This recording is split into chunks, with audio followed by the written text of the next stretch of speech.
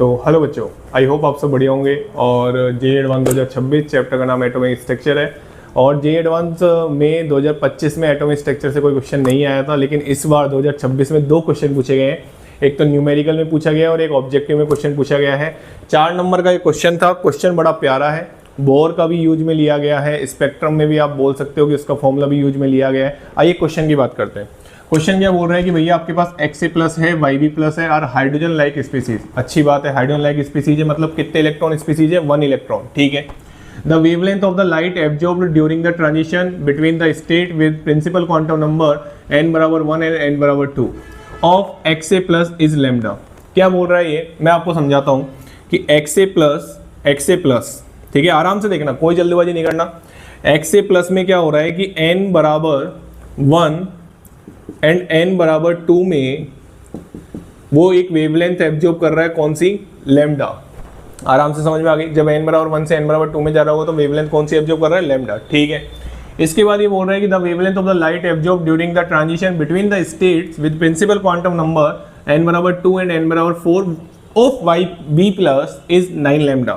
तो मतलब ये बोल रहा है कि वाई बी प्लस के लिए n बराबर 2 एंड n बराबर 4 के लिए कितनी वेवलेंथ है? 9 लैम्डा।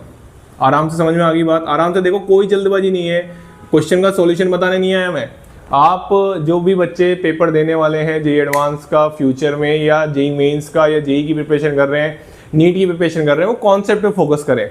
ठीक है। ये मत सोचे कि ये आपके टाइम पे नया ही क्वेश्चन आएगा। बात समझ में आ गई ना? हाँ, चलिए। तो यहाँ पे वाई बी प्लस के लिए n बराबर 2 एंड n बराबर 4 9 लैम्डा एब्जॉर्ब कर रहा था। ठीक है। इसके बाद क्वेश्चन ने पूछा है the lowest possible value of a plus B is. ये जो आपके ऊपर चार्ज बना रखे हैं ना x और y के ऊपर, हाँ, उनकी a प्लस बी की लोवेस्ट वैल्यू पूछी है। कैसे अप्रोच करेंगे इस क्वेश्चन को? आपको सबको पता है ना, स्पेक्ट्रम में आप फॉर्मूला पढ़ते हैं, बोर में आप फॉर्मूला पढ़ते हैं कि सर पहले तो एक चीज मैं गौर कर दूं कि X A plus and Y B plus hydrogen like species है। हाइड्रोजन लाइक स्पीसीज मतलब इनमें इलेक्ट्रॉन कितना होगा? 1 इलेक्ट्रॉन होगा। ये ध्यान रखना पहले तो, हाइड्रोजन लाइक स्पीसीज है, क्योंकि बोर के फॉर्मूले लगते ही हाइड्रोजन लाइक स्पीसीज में। ठीक है ना? चलिए, तो यहाँ पे आप आराम से फॉर्मूला लगा सकते हैं। फॉर्मूला एक बार मैं लिख देता हूँ, वैसे सबको याद होगा।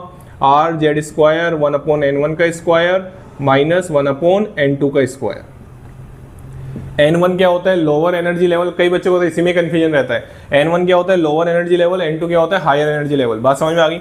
अब एक एक के लिए फॉर्मूला लगाते हैं और आंसर तक पहुंचते हैं। आइए, सबसे पहले एक्स ए प्लस के लिए अगर मैं लगाऊं तो एक्स ए प्लस के लिए क्या था? यहाँ पे एक्स ए प्लस के लिए लैम्डा ही एब्जॉर्ब था। ठीक है, कंफ्यूज मत हो जाना, ये एक जनरल फॉर्मूला मैंने लिखा है, ये एक जनरल फॉर्मूला लिखा है। अब मैं एक्स ए प्लस के लिए लगा रहा हूँ और एक्स ए प्लस के लिए वेवलेंथ कितनी है? लैम्डा है। क्लियर होगी बात? चलिए, तो 1/लैम्डा आर एक्स ए प्लस, यहाँ पे ध्यान से सुनना, आराम से सुनना, आराम से समझा रहा हूँ।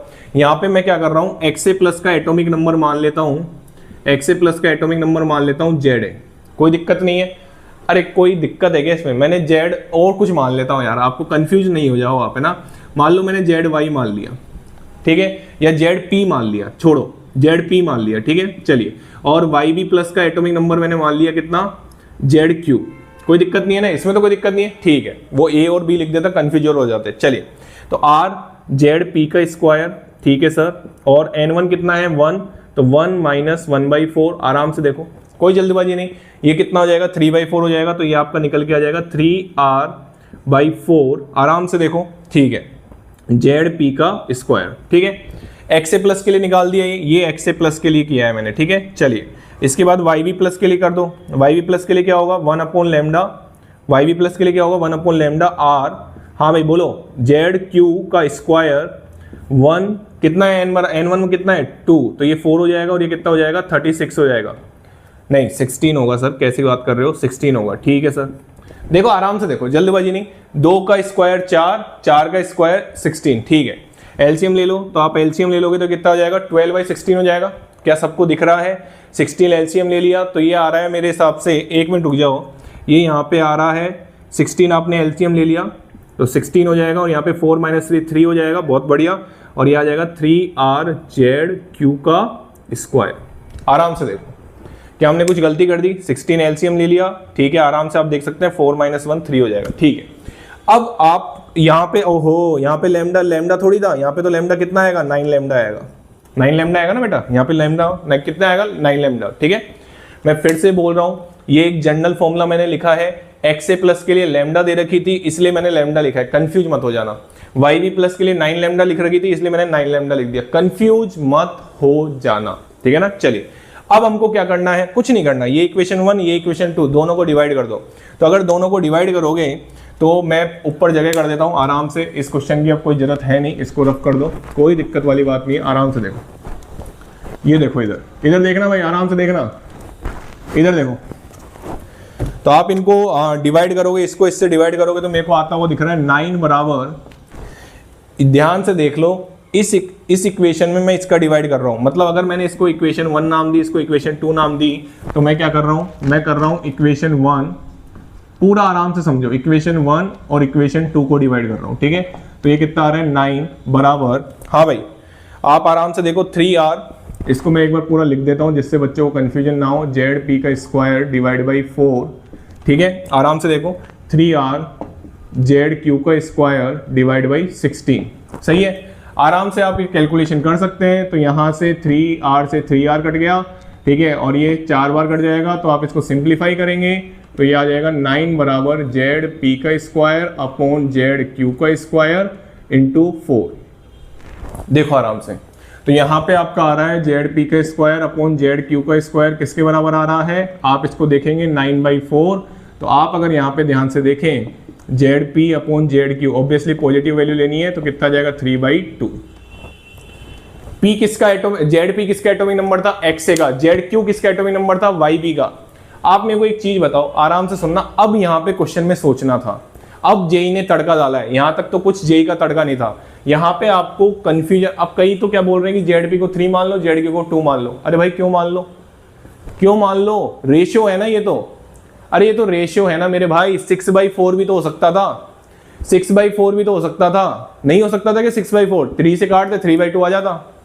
अरे 6/4, अच्छा एक मिनट रुक जाओ, अगर मैं एक चीज बताऊं आपको, क्या अगर आप जेड पी 3 मान लेते हैं, जेड क्यू, अच्छा मेरे को एक चीज बताओ, ये 6/4 नहीं हो सकता क्या, जेड पी की वैल्यू 6 नहीं हो सकती क्या, जेड क्यू की वैल्यू 4 नहीं हो सकती क्या, हो सकती है।